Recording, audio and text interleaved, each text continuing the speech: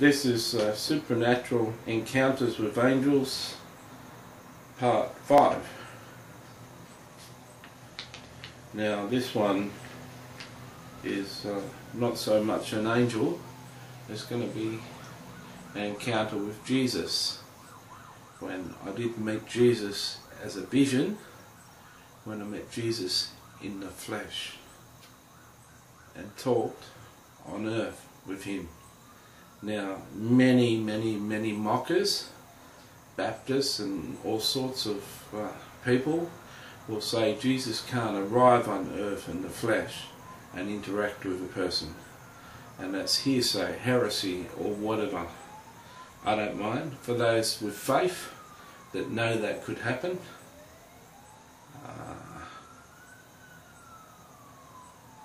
this story is for you. We've only got 10 minutes. I don't want to spend all day in the introduction, so I've got 9 minutes. About 6 weeks before this happened, about 4 weeks before this happened, I was living in Coffs Harbour. God had called me, Jesus had called me to move to Sydney, from Brisbane to Sydney.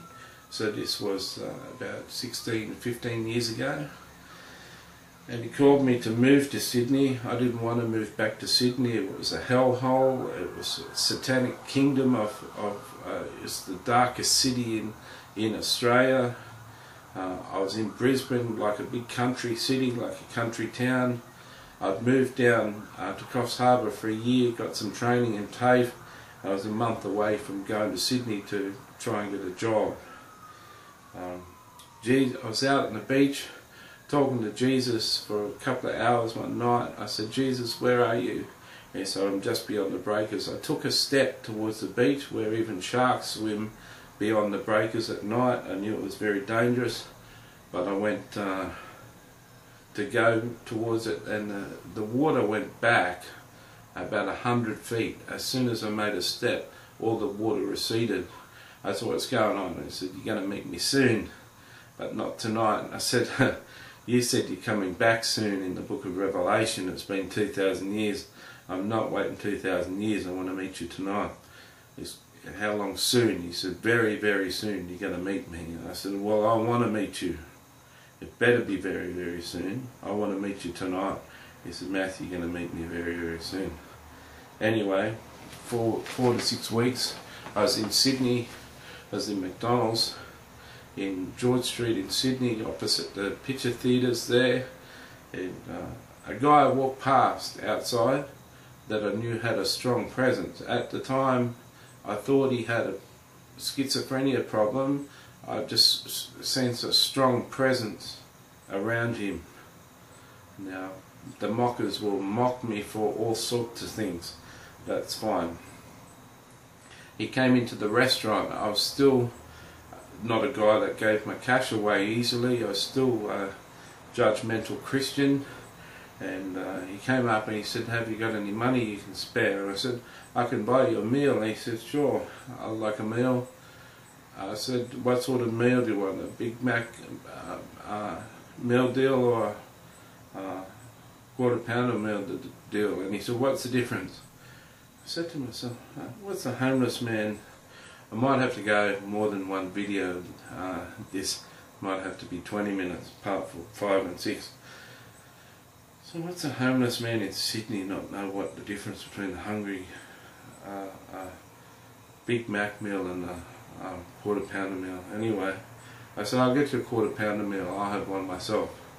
I went up, I lined up. It was about 11:30, 12 o'clock at night. I was about half an hour from going home. I lined up. It took 20 minutes to get served because there were big lines. 15 minutes to get served, 20 minutes. I came back, I put the quarter pounder meal on the table, went to sit down and open mine. He said, where's the coffee? And it was like rude. It was rude.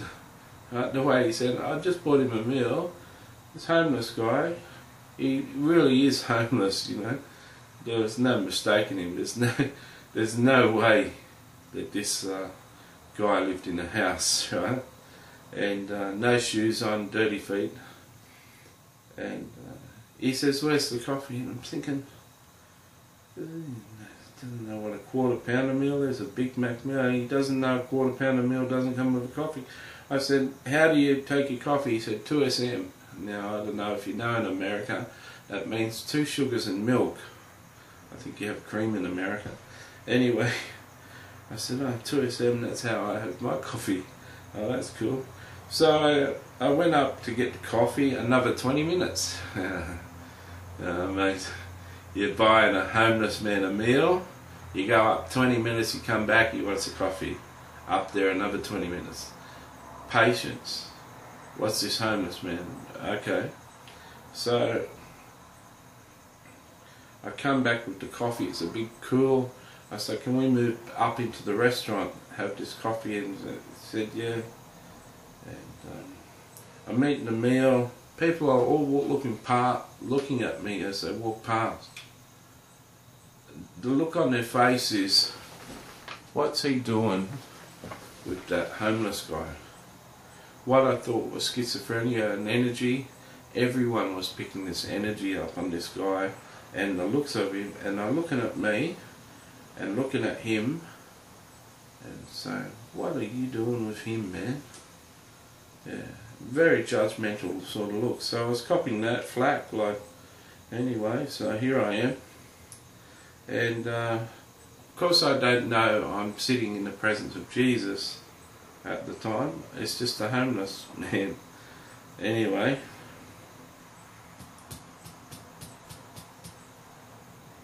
so eating the meal, I eat the meal, and I said, if you don't mind, he talked really funny. He talked really funny.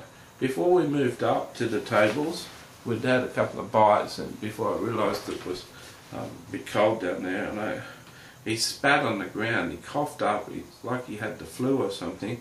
He coughed up and spat on the ground, and I said, what are you spitting for? He said, you got to spit the evil out. You know, if something's sick, if you're sick, you've got to spit the evil out. And straight away it was the Church of Laodicea in Revelations. I'll vomit you out of my mouth in one edition, but other readings it says I'll spit you out of my mouth.